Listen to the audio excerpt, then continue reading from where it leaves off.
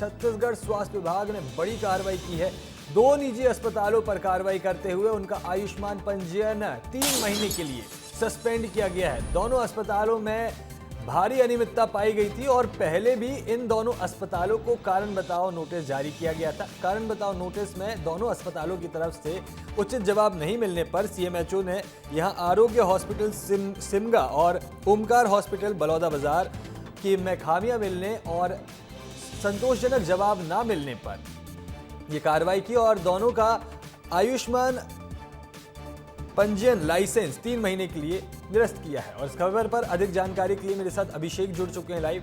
अभिषेक, private अस्पतालों की मनमानी पर यहां पर सख्त कार्रवाई की गई है।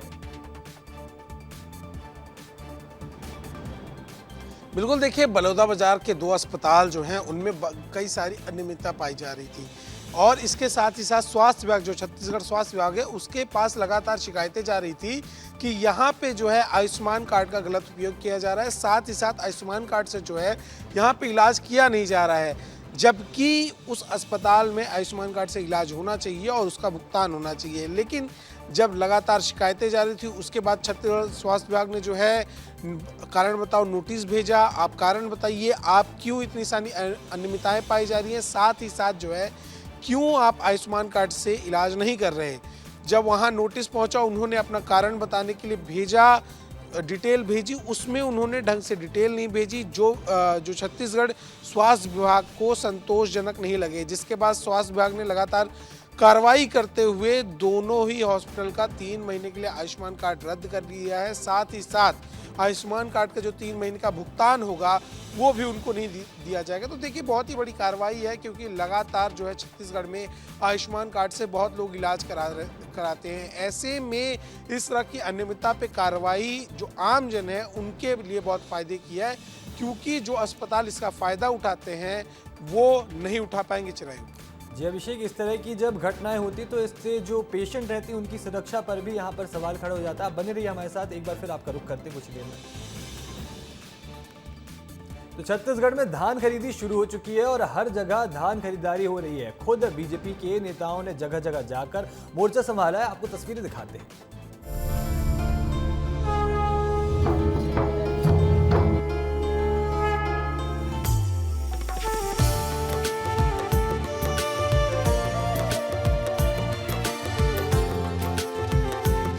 छत्तीसगढ़ में धान खरीदी महापर्व की शुरुआत हो गई है और किसान बड़ी संख्या पे धान खरीदी केंद्र पहुंच रहे हैं। सब बढ़िया है यहाँ पे।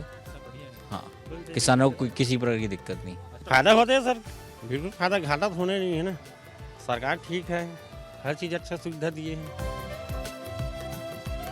धमतरी जिले की बात करें तो यहाँ पे 100 उपार्जन केंद्र बनाए गए हैं। वहीं 1,20,000 से ज़्यादा किसान यहाँ पे धान बेचेंगे शाम में नजर आ रहे हैं और अपने उपज को जो 4 महीना का मेहनत था उसे आज यहाँ पे वो बेच पाएंगे।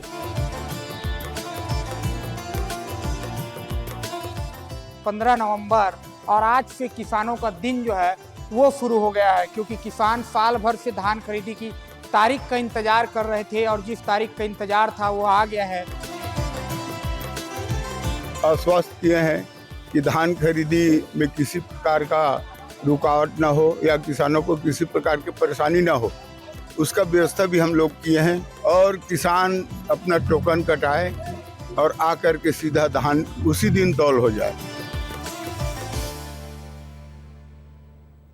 चलिए, छत्तीसगढ़ में धान खरीदी को लेकर बड़ी खबर सामने आई, जहां पर ड्यूटी में लगे कर्मचारियों पर एस्मा लगाया गया है। काम से मना करने पर अब गिरफ्तारी हो सकती है। धान केंद्रों में यहां पर कर्मचारियों की ड्यूटी लगाई गई थी, जहां पर ये कर्मचारी नहीं पाए जा रहे हैं, हड़ताल पर हैं और प्रदेश में कल से अब धान खरीदी शुरू हो चुकी है, जिसके कारण यहां पर कर्मचारियों की आवश्यकता है।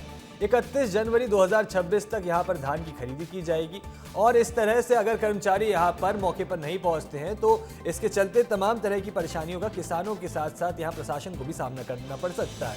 और इस खबर पर अधिक जानकारी के लिए अभिषेक का रुख करते हैं वापस। अभिषेक, कल से धान खरीदी की शुरुआत हो चुकी है और यहाँ पर अब भी जो हड़ताल पर गए हुए कर्मचारी थे वो वापस काम पर नहीं लौटे। किस प्रकार की अब कार्रवाई देखने को मिल सकती है? बिल्कुल, देखिए चिरायु धान खरीदी की शुरुआत हो चुकी है और कल पहला दिन था। सरकार ने इस बार फैसला बना लिया है कि धान खरीदी केंद्रों पे किसी भी तरह की जो है दिक्कतें ना आए। जो किसान जा रहे हैं उनकी जो धान है सही मूल्य पर खरीदी जाए, साथ ही साथ किसान को किसी भी तरह की दिक्कत ना उठानी पड़े। इसके लिए बहुत सारे केंद्र बनाए गए हैं, लेकिन केंद्रों के संचालित करने के लिए कर्मचारी भी चाहिए। लेकिन जो धान केंद्र कर्मचारी हैं जब वो कम पड़ने लगे तो सरकार ने फैसला लिया कि अलग अलग विभागों से जो है कर्मचारियों को लाकर धान केंद्र में लगाया जाएगा, धान खरीदी केंद्र में, जिससे किसानों को दिक्कत ना हो। लेकिन कई सारे जो हैं कर्मचारी हड़ताल पे हैं। अभी हमने देखा था एनएचएम कर्मचारी हड़ताल पे थे, उनकी हड़ताल खत्म हुई। इसी तरह से बहुत सारे जो अभी भी हैं हड़ताल में हैं, वो इस जो धान खरीदी केंद्र में आने से मना कर रहे हैं। जिसके बाद सरकार ने एक नया ऑर्डर पारित किया, एस्मा वो ऑर्डर होता है जिसमें सरकार के फैसलों का अगर आप उल्लंघन करते हैं तो उसमें आपकी गिरफ्तारी भी हो सकती है। उसको सरकार ने ऑर्डर कर दिया है, आदेश जारी कर दिया है। तो अब जितने भी कर्मचारी जो हड़ताल पे हैं और जिनकी ड्यूटी धान खरीदी केंद्रों पे लग रही है, अगर वो वहाँ नहीं पहुँचते हैं तो उनकी गिरफ्तारी भी हो सकती है। सरकार एक्शन ले सकती है, क्योंकि सरकार ने पूरा फैसला बना लिया है कि जब तक अच्छे से धान खरीदी नहीं हो जाएगी, क्योंकि 31 जनवरी 2026 तक धान खरीदी होनी है और किसानों का जो धान है, जो धान का कटोरा छत्तीसगढ़ कहा जाता है, इसीलिए वो धान आराम से खरीदी हो पाए, किसानों को दिक्कत ना हो और किसान अपना धान आराम से बेच पाएँ। ये अगर नहीं होता है और कर्मचारी अपने काम से मना करते हैं तो उनकी गिरफ्तारी देखने मिल सकती है। चिरायु जी अभिषेक, 160 लाख मैट्रिक टन लगभग यहाँ पर खरीदारी का यहाँ लक्ष्य रखा गया और जिसके लिए यहाँ पर सख्त जो निर्देश है और कड़े नियम है उसको लागू करने की जरूरत भी। तमाम जानकारी साझा करने के लिए आपका बहुत बहुत शुक्रिया। तो यहाँ पर खबर कवर्धा से है, जहाँ पर उप मुख्यमंत्री विजय शर्मा ने धान उपार्जन केंद्र पर धान खरीदी महापर्व की औपचारिक शुरुआत की और इस अवसर पर उन्होंने विधि विधान से पूजा अर्चना की, किसानों का तिलक कर सम्मानित किया और नारियल और माला भेंट कर खरीदारी प्रक्रिया की भी शुरुआत की। तो तस्वीरें आप देख सकते हैं जहां पर डिप्टी सीएम यहां पहुंचे और उन्होंने यहां इस पूरी प्रक्रिया की शुरुआत की और धान उपार्जन केंद्रों पर यहां पर किसानों का स्वागत भी किया। औपचारिक शुरुआत की तस्वीर आपके सामने है। तो अगली खबर बलौदा बाजार से है, जहां पर रायपुर सांसद ब्रजमोहन अग्रवाल ने अर्जुनी उपार्जन केंद्र में पूजा अर्चना कर खरीदारी की शुरुआत की। औपचारिक शुरुआत की गई और इस अवसर पर केंद्र में धान बेचने और पहुंचे पहले किसान छेदूराम वर्मा का सांसद ने तिलक लगाकर और माल्यार्पण कर स्वागत किया। सांसद अग्रवाल ने किसानों को संबोधित करते हुए कहा कि सरकार किसानों के एक एक दाने की खरीदारी की सुनिश्चित करेगी।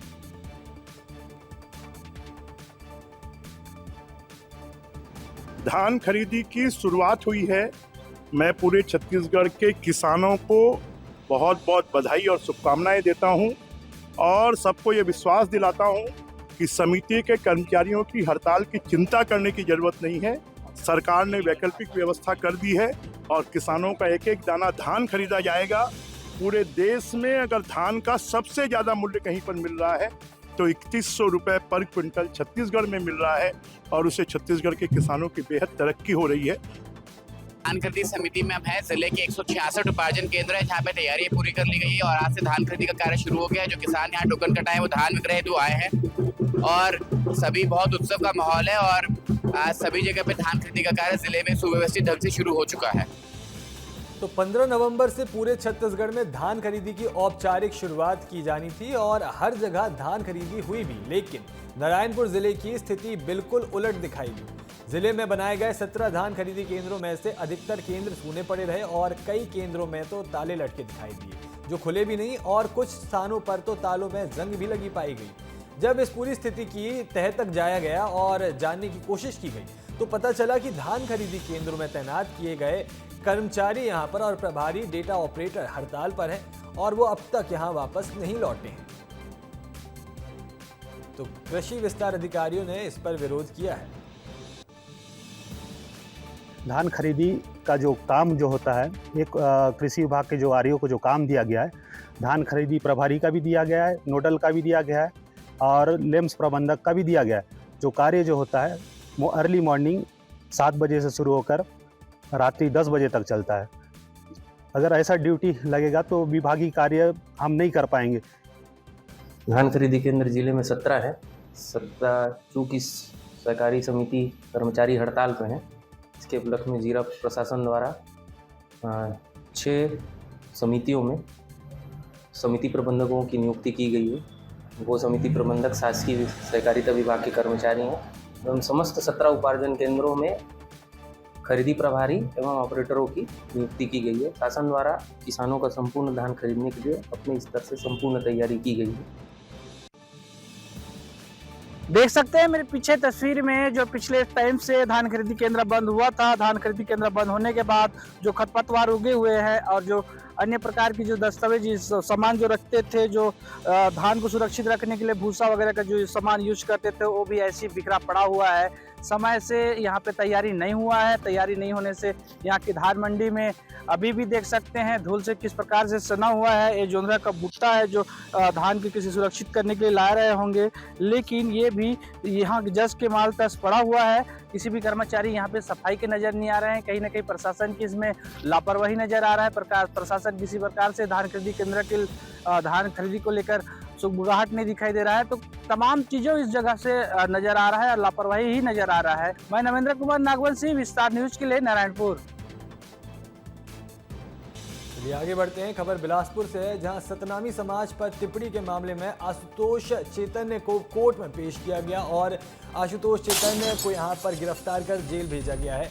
चैतन्य आशुतोष महाराज को यहां जेल भेजा गया। आपत्तिजनक बयान देने के मामले में सुनवाई हुई थी। तखतपुर थाना क्षेत्र में कथावाचक की गिरफ्तारी हुई, जिसके बाद अब उनको यहां कोर्ट में पेश किया गया और कोर्ट में यहां पर दोषी करार देने के बाद उनको जेल भेज दिया गया है। तो सतनामी समाज पर टिप्पणी मामले में यही कार्रवाई हुई है और इस खबर पर अधिक जानकारी के लिए मेरे साथ फोन कॉल पर आशीष दुबे जुड़ चुके हैं। आशीष, सतनामी समाज पर टिप्पणी के विवादित मामले पर अब जाकर सुनवाई हुई है और आशुतोष चैतन्य को यहाँ जेल भेज दिया गया है। देखिए, 11 नवंबर की पूरी घटना है। तखतपुर के टिकारी पारा में प्रवचन कथा, श्रीमद् भगवत कथा के दौरान जो है जो प्रवचन दे रहे थे, उसी दौरान जो है सतनामी समाज के खिलाफ में कुछ आपत्तिजनक बातें जो चैतन्य महाराज है उन्होंने कही थी। उसके बाद जो है पुलिस ने गैर जमानती धाराओं के तहत उनके खिलाफ में मामला दर्ज किया था। 3 दिन गुजरने के बाद जो है कल सतनामी समाज के लोग इसी तरह का आंदोलन करने वाले थे। उसी बीच पुलिस ने उनकी गिरफ्तारी कर ली और कोर्ट में पेश किया। कोर्ट में पेश करने के दौरान जो है सतनामी समाज के लोग जो है नारेबाजी करने लगे। वहाँ भी एक तरह का जो विवाद की स्थिति है वो उत्पन्न हुआ सतनामी समाज और जो कुछ बजरंग दल के लोग थे उनके बीच में। और इस सब के बीच जो है कल जो चैतन्य महाराज हैं उन्हें जो है जेल भेज दिया गया है। पुलिस ने जिस तरह से किसी धर्म के या किसी समाज की सामाजिक भावना को ठेस पहुंची उसके तहत अपराध दर्ज किया था, उसकी पूरी प्रक्रिया कर ली है। कोर्ट ने जो है जेल भेज दिया है। जी आशीष, इस पूरे मामले में कथावाचक की गिरफ्तारी से अब जाकर थोड़ा समाज में शांति को बहाल किया जाएगा। तमाम जानकारी साझा करने के लिए आपका बहुत बहुत शुक्रिया। तो खबर सूरजपुर से है, जहां विस्तार न्यूज की खबर का बड़ा असर हुआ है। ट्रांसफार्मर को व्यवस्थित करने का काम शुरू किया है बिजली विभाग ने। बिजली विभाग ने ट्रांसफार्मर को व्यवस्थित रूप से ठीक करने का काम शुरू किया है। ट्रांसफार्मर से कभी भी बड़ा हादसा हो सकता था। विस्तार न्यूज़ ने प्रमुखता से खबर दिखाई। स्थानीय लोगों ने विस्तार न्यूज़ को धन्यवाद भी दिया। आप तस्वीरें देख सकते हैं जहां पर ट्रांसफार्मर को व्यवस्थित करने का काम शुरू कर दिया गया है। ट्रांसफार्मर के नीचे लंबे तार लटके हुए थे, कुछ तार इसमें से खुले भी थे, जिससे एक बड़ा हादसा कभी भी हो सकता था, जिस पर यहाँ विस्तार न्यूज़ ने इस खबर को प्रमुखता से दिखाया और उसके बाद बिजली विभाग ने भी इस पूरे मामले में तत्परता से संज्ञान लिया और ये काम शुरू किया है। स्थानीय लोगों ने विस्तार न्यूज को धन्यवाद भी दिया। बहुत अच्छा लगा हम लोग को, टीवी चैनल के माध्यम से आपका न्यूज़ चला। विस्तार न्यूज़ से जो न्यूज़ चैनल चला है उससे तत्काल सुनवाई हुआ। कल भी आके पूरा बिजली विभाग वाले लोग पूरा व्यवस्थित करके गए हैं तार वगैरह। तो हम लोग का जो मांग था वो मांग को पूरा किए। हम लोग इससे बहुत संतुष्ट हैं। विस्तार न्यूज की मुहिम एक बार फिर नजर आई है। हम यूं ही नहीं कहते कि हम आपके चैनल हैं, आपका अपना चैनल है। आप देख सकते हैं ये पीछे जो ट्रांसफार्मर है, आप देख सकते हैं तस्वीरों में। कुछ दिनों पूर्व हमने आपको खबर दिखाई थी कि जहां यह तार जो थी वो लगातार नीचे झूली हुई थी, कई खतरों को जन्म दे रही थी। लेकिन खबर दिखाए जाने के बाद बिजली विभाग ने संज्ञान लिया और इन तारों को सुव्यवस्थित किया, लोगों की जान की रक्षा की। इसको लेकर लोग जहां धन्यवाद देते नजर आ रहे हैं, वहीं विस्तार न्यूज की यह मुहिम आगे भी जारी रहेगी। सूरज साहू, विस्तार न्यूज, सूरजपुर। चलिए खबर रायपुर से है, जहां गांजा तस्करों के खिलाफ एक्शन लिया गया है। 3 गांजा तस्करों को 10-10 साल की जेल की गई है। कोर्ट ने 1 लाख रुपए का जुर्माना भी लगाया है और 16 गवाहों की गवाही सुनने के बाद ये सजा सुनाई गई है। एनडीपीएस विशेष जज पंकज कुमार सिन्हा ने ये सजा सुनाई है।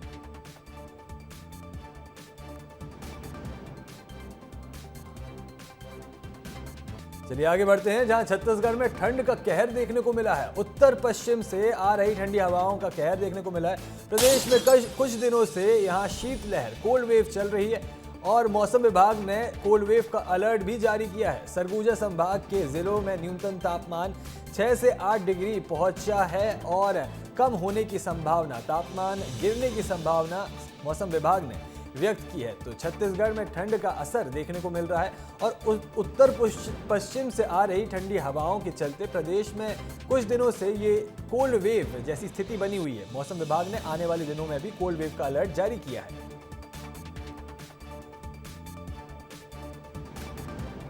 चलिए आगे बढ़ते हैं, जहां अंबिकापुर में रेलवे स्टेशन बनने के 17 साल बाद भी यात्रियों को मूलभूत सुविधाएं नहीं मिल रही हैं। यहां प्लेटफॉर्म की कमी, डिजिटल डिस्प्ले बोर्ड ना होना और ट्रेनों का संचालन और मांग के अनुरूप ना होने से यात्री परेशान है और उनको परेशानी का रोजाना सामना भी करना पड़ता है। करोड़ों रुपए खर्च होने के बाद भी और अतिरिक्त प्लेटफॉर्म का निर्माण टेंडर जारी होने के बाद भी अब तक इसमें काम शुरू नहीं हुआ है, जिससे स्थानीय लोगों को यहाँ पर तमाम तरह की परेशानियों का सामना करना पड़ रहा है।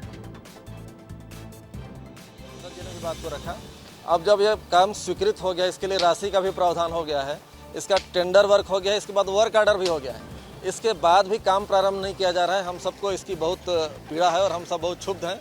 अगर जल्द इसका काम प्रारंभ नहीं किया गया तो निश्चित रूप से हम इसके लिए आंदोलन करेंगे। अंबिकापुर में रेलवे के अधिकारियों और ठेकेदारों की लापरवाही की वजह से कई काम अटके हुए हैं। आपको मैं दिखाना चाहूँगा, ये जो खाली जगह आप देखिए, पूरा इलाका है, रेलवे जो प्लेटफार्म है इसका एक सीधाई है और यहाँ पर एक नया प्लेटफार्म का निर्माण होना है। साल भर करीब हो गया ठेका हुए, वर्क ऑर्डर हुए, लेकिन अब तक ठेकेदार ने काम शुरू नहीं किया है। इसके पीछे की जो वजह बताई जा रही है कि आप इधर देखिए, ये वॉशिंग पिट जो बनाया जा रहा है, करीब 32 करोड़ रुपए की लागत से पूरा ये वॉशिंग पीट का निर्माण किया जा रहा है, जबकि यहाँ पर जो ट्रेन आए उनका धुलाई का काम किया जा सके, वॉशिंग किया जा सके। और जो काम ये ठेकेदार कर रहा है, जिस ठेकेदार को इस काम को दिया गया है, उसी ठेकेदार को, जो बिलासपुर का ठेकेदार है बताया जा रहा है, उसे ही नए प्लेटफार्म निर्माण की भी जिम्मेदारी दी गई है। और यही वजह है कि संसाधनों के अभाव में वो ठेकेदार नए प्लेटफार्म का निर्माण का काम शुरू नहीं कर पा रहा है, जिसके वजह से पूरा जो प्रोजेक्ट है वो पिछड़ता जा रहा है। और सवाल इस बात को लेकर उठ रहा है कि आखिर रेलवे के जो अधिकारी हैं इस तरीके से लापरवाही क्यों बरत रहे हैं, ऐसे ठेकेदारों को काम क्यों दे रहे हैं। वीडियो प्रसाद यादव के साथ दिलीप जायसवाल, विस्तार न्यूज, अंबिकापुर। चलिए आगे बढ़ते हैं, जहां बस्तर के अबूजमाड़ में नक्सल ऑपरेशन के दौरान सुरक्षा बलों द्वारा सीताराम कैंप स्थापित किए जाने के बाद क्षेत्र का छिपा इतिहास सामने आने लगा है। पालकोट में इन्हीं पहाड़ियों में छत्तीसगढ़ के महान जनजाति नायक शहीद वीर गेंद सिंह ने साल 1824 से 25 में अंग्रेजों और मराठाओं के खिलाफ पहला संगठित आदिवासी विद्रोह छोड़ा था। कैंप के आसपास मिले प्राचीन अवशेषों में गेंद सिंह के समय लगभग यानी 1834 का माना जाने वाला एक मंदिर भी पाया गया है और उनकी कुलदेव स्थल प्रतिमा और पारलकोट पहाड़ी पर स्थिति उनके महल के अवशेष भी शामिल हैं। सुरक्षा बलों ने यहां उनकी 6वीं पीढ़ी से भी मुलाकात की है, जो आज भी इस विरासत को संभाले हुए है। शख्स हमारे नारायणपुर के जो शख्स हैं, जो पुरातत्व को भी जानते हैं और नगेंद्र सिंह कैसे थे उनके बारे में जानते थे। ब्रिजमोहन देवांगन जी है मेरे साथ, उनसे मैं बातचीत करता हूँ। अबूजमाड़ अब देखी जाए तो बदल रहा है, नक्सलवाद सिमट रहे हैं जी, नक्सलवाद सिमट रहे हैं, नक्सलवाद के दंश भी उस जगह पे थे, मूर्तियों में भी क्षति पहुंचा है। बिल्कुल, लेकिन अब उस जगह में मूर्ति को किस प्रकार से रख रखाव करना चाहिए? मैं कहता हूँ मूर्ति का क्या कायाकल्प नहीं हो सकता। आज तो हमारे पास पुरातत्व में एक से एक लोग बैठे हैं जो कि मूर्तियों का फिर से जो है जीर्णोद्धार करते हैं। ढोलकाल की मूर्ति का एक उदाहरण आप देख लीजिए, है खंड टूटी हुई मूर्ति को जोड़कर फिर से उतना ही शानदार स्वरूप वापस लाया गया है। आपसे मेरा इतना ही कहना है कि आप हमारे इस न्यूज़ के माध्यम से आप ऊपर तक हमारी बात पहुंचाएं कि उस परिवार को, उस रियासत को जिसने अपने देश के लिए, अपने क्षेत्र की स्वतंत्रता के लिए अंग्रेजों से लोहा लिया, उसको हम किस रूप में उसको उसको वापस कर सकें, उसके उस पुराने वैभव को ला सकें,